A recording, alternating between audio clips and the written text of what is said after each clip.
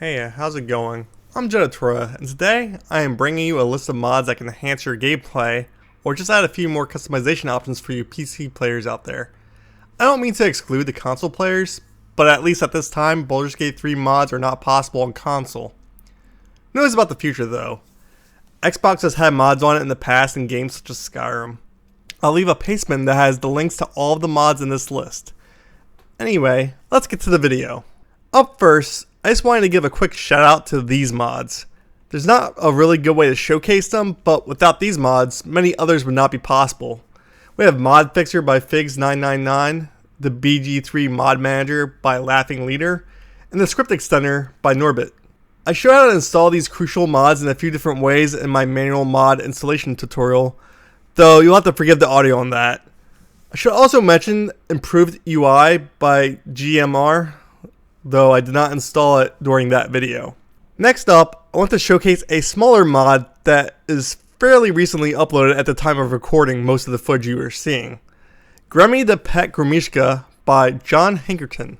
Do you wish you had even more pets following around camp and throughout your adventures? The Gremishkas are an interesting enemy in the game that you rarely see, and now you can have one of your own as an ally. Well, sort of. It all depends on how much the wild magic favors you. I will note that there have been a few times that I forget I had Gremmy following me around, and I started casting and then immediately exploded. There is an alternate download for a friendlier version, but where's the fun in that? Unfortunately, you can't make conversation with Gremmy, but that does not make them boring in the slightest. I ran into many different wild magic searches with this little guy and had it do a force explosion, splitting into multiple Gremmys, covering the ground in ice as it shields itself with the armor of Agathis, and more. Even saw it grow into a panther at one point. Needless to say, I'm not sure the Gremmy I started the game with is the same one that occasionally follows me now. For the next mod, I decided to show another utility mod that makes it easier for other mods to do their thing. The tutorial chest summoning by Wesleyan. For some mods, this is required to easily obtain the items that they provide. There are two versions. I use the scripted version, which adds the summoning spell to characters automatically. This summoning chest is how I obtained the item necessary to summon Gremmy from the previous mod. It's a handy little mod, very useful. For those of you who think there aren't enough classes in the game, or if you're a fan of Critical Role, this next mod adds the Blood Hunter class and subclasses to the game. Wolf TK brings a semi-official class to life in Baldur's Gate 3. The subclass I ended up going for was the Lycan subclass. It does what you expect, you get to wolf out a little bit. That being said, there are a few animations missing for some smaller things like playing the violin. It also has some of the problems you may be familiar with if you played a druid who utilizes wild shape often. There are a few useful abilities even if you do not want to transform, such as your curses. You can pause to see what each one does. I won't go over them to save time, but there are plenty to satisfy your combat needs. In dialogue, you are considered both a fighter and a ranger. By that, I mean the special options you get in dialogue trees occasionally. You normally can't initiate conversation while transforming into a Lycan, but dialogues that start automatically can have some silly visual bugs. If you do talk to your companions, you helpfully dispel the Lycan form temporarily, however. So, we added a new class. How about a new race? Whispers of the Divine Aasimar race by Tripsidon. I also use this mod's author's shader pack. This mod adds a full race and 4 sub-races to the game. This is an official race from Tabletop D&D, though I believe the Harbinger sub-race is a new creation from the mod author. There are some new faces added, though it also works for some other preset face mods if you're looking for other options. Just be wary of compatibility issues. The character's body also has cracks all over, much like Dame Aelin. For the horn slot, there are a variety of halos included. I decided to play as a fallen Aasimar, and so far it's been pretty powerful with the ability to fear enemies when you show your wings.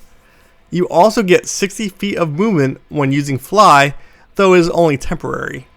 For dialogue, Aasimar surprisingly popped up as an option, most likely going to come up anytime the rare race option would. Now, You probably already noticed, but my party has been steadily increasing on all the other footage I've shown so far. Party limit Begone by Silder FX is to thank for that. In single player, the party limit is increased to 16 so you can bring all of your friends and leave no one in camp. It's also usable in multiplayer, but I believe it is for only 8 instead of 16. I will warn that there are some events that do not cooperate with this mod. I do your research before playing around with this, but the one I know of is when taking the boat from the Underdark to the Grimforge. You will want to dismiss your party to camp so that you bring the total party size down to 4 for that. I'm not certain if this was fixed, but I came across this when researching this mod, so I figured I should warn you. Needless to say, this completely imbalances the difficulty, but in the end, it is your choice. If you're looking for more gameplay enhancing features, then 5e spells by DIZ91891 has plenty of new spells to enhance your gameplay. It actually fixes some of the problems I have with Arcane Trickster and Eldritch Knight slightly in Baldur's Gate 3 by adding spells like Booming Blade and Green Flame Blade to their arsenal. I feel like most people would multi-class the rogue early on for extra bonus actions on other classes rather than bring them to level 12 because they fall a bit behind in combat. Except on Honor Mode where things are a bit more balanced between the classes.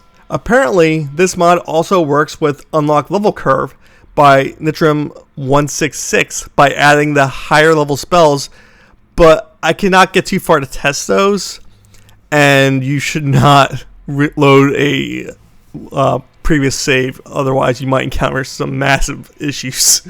I should mention, you probably want to start a new save when modding. Loading an already in progress save can cause unforeseen issues. What's a mod showcase video without a new armor mod? You've probably seen plenty of thumbnails of Shadowheart and some revealing clothing. This next mod is the most likely culprit. Basketful of Equipment by Antimax comes in a few flavors. There's the not safe for work version and the safe for work version. Both of these have some very powerful skills as well as give tons of new ways to dress your party. They're not all scantily clad, but if that's your thing, there are plenty of options there for that. There's also the camp clothing version if you just want the appearance without any of the stats. Many of the non-camp clothing versions give you usable spells that are especially powerful in early game, but can remain competitive throughout. The accessories are especially potent. You are likely to find something you'll enjoy in this mod. It also includes weapons that get stronger throughout the game, depending on your level. You can find a basket at the start of the game in the prologue with items inside, including an amulet that lets you summon the basket wherever you are. You can also just use the previously mentioned tutorial summoning chest to find this and our next mod. Our previous mod had a lot of quantity and certainly didn't lack quality either. It can be a bit overwhelming for some. These next mods are all by the same author, Loviatar's Claws and Stress's Embrace by Really Lazy Icarus. I'm also using their head for my current modded playthrough. They add a few pieces of armor that I absolutely love the concept for. The theme is a bit weird for me, but who doesn't love an armor that evolves not just in power but also appearance?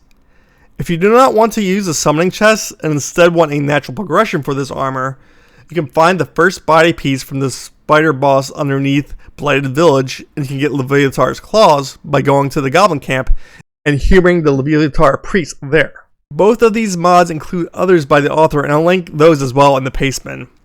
You have to increase the stated stacks on the armor by increasing your pleasure to the point that you fall prone when failing a Constitution saving throw. I did say it was going to get a little weird. For Loviatar's Claws, you must take an amount of damage, which I believe the total to be about like 100 points per stage.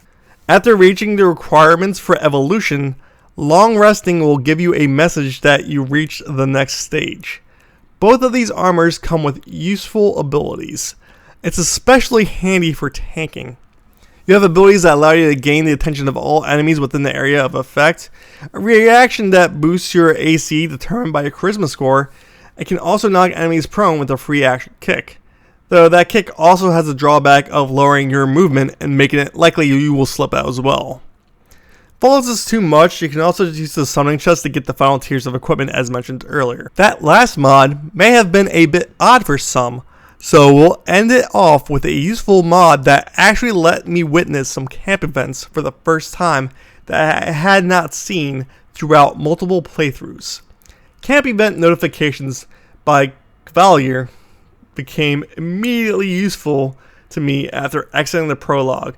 I saw 2 separate cutscenes that I have never witnessed before due to this mod. They've always been there, but the exclamation point above my head told me that if I went to camp, something would happen. It's not perfect, however. Occasionally you will still have to visit your camp without long resting to update and see if there are any camp events in waiting. Also, I want to apologize to any of these mod authors whose names I have mispronounced. I also had some other mods installed that I haven't made progress towards actually testing fully yet, so I'll save those for next time. I'll leave some other mods as an honorable mention in this portion of the video. If you enjoyed this, be sure to like and leave a comment. I'm eager to hear from you, and it'd be especially welcome if you subscribe, as I plan to do more videos in the future. Take care and have a good one.